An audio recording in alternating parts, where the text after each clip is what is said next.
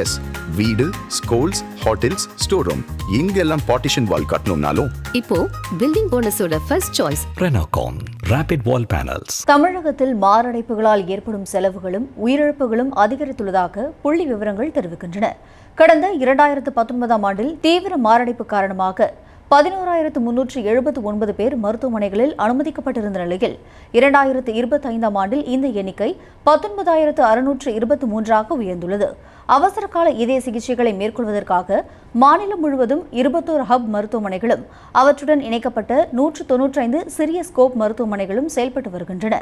21 அரசு மருத்துவக் கல்லூரிகளில் உள்ள கேத் லேப்ஸ் 24 மணி நேரமும் தடையின்றி செயல்பட்டு வருகின்றன.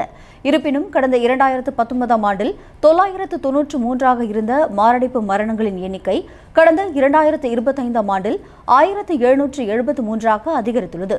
குறிப்பாக இளம் வயதினரிடையே மாரடைப்பு அதிகரித்து வருவதற்கு முக்கிய காரணங்களாக அதிகரித்த நீரிழிவு நோய், பதப்படுத்தப்பட்ட உணவுகளின் பயன்பாடு, உடல் உழைப்பற்ற வாழ்க்கை முறை, நாள்பட்ட மன அழுத்தம் ஆகியவை என்று மருத்துவர்களால் கூறப்படுகிறது.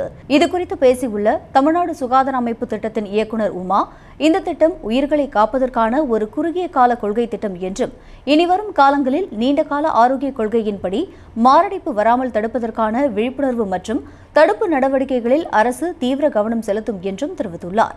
மேலும் நீரிழிவு நோய், உயர் ரத்த அழுத்தம் மற்றும் உடல் பருமன் போன்ற பாதிப்புகளை ஆரம்பத்திலேயே கண்டறிந்து கட்டுப்படுத்துவதன் மூலமே மாரடைப்பு ஏற்படுவதை தடுத்து மரணங்களை குறைக்க முடியும் என்று மருத்துவ வல்லுநர்கள் அறிவுறுத்துகின்றனர்.